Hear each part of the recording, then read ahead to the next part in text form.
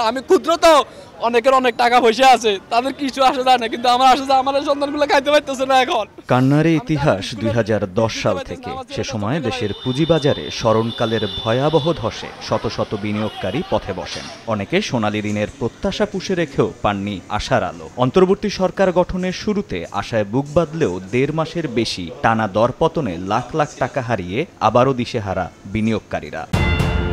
গত ১.৫ মাসে Dhaka stock exchange DAC পুঁজি হারিয়েছে ৩১,০০০ কোটি টাকা। এর মধ্যে গত সপ্তাহেই ডিএসির বাজার মূলধন কমেছে প্রায় ১৩,৫০০ কোটি টাকা।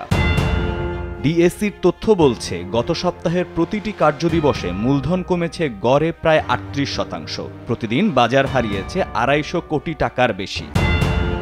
গত সপ্তাহে ডিএসিতে লেনদেন হওয়া কোম্পানির মধ্যে দাম কমেছে সিংহভাগের, বেড়েছে হাতে গোনা কয়েকটির। সর্বশেষ রোববার সূচক কমেছে ৮৪ পয়েন্ট, যা গত ২ মাসের মধ্যে সর্বোচ্চ। এমন টালমাটাল অবস্থায় দেশের সিকিউরিটিজ অ্যান্ড এক্সচেঞ্জ কমিশন বিএসির প্রধান ফটকে তালা ঝুলিয়ে বিক্ষোভ করেছেন বিনিয়োগকারীরা। দাবি জানিয়েছেন কমিশন চেয়ারম্যান খন্দকার রাশেদ মাকসুদের পদত্যাগের। পরিস্থিতি সামাল দিতে বিনিয়োগকারীদের সঙ্গে আলোচনায় বসেন কমিশনের নির্বাহী পরিচালকরা।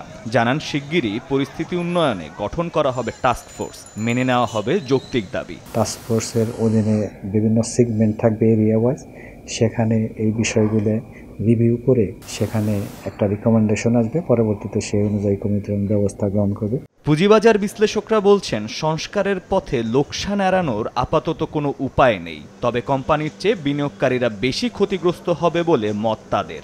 আপনি ট্রান্সফরমেশনে যখন যাবেন, যখন একটা পরিবর্তনে যাবেন, একটা গ্রুপ কিন্তু এখানে বড় হারেই ক্ষতিগ্রস্ত হবে, যারা হয়তো এটার জন্য দায়ী না। দায়ী যারা, তারা কিন্তু হয়তো সিনেও নাই। বাজার কারসাজি থেকে বাঁচতে স্বল্প সময়ে লাভ উঠানোর মানসিকতা থেকে সরে আসা ও বাজার বুঝে বিনিয়োগের পরামর্শ বিশ্লেষকদের।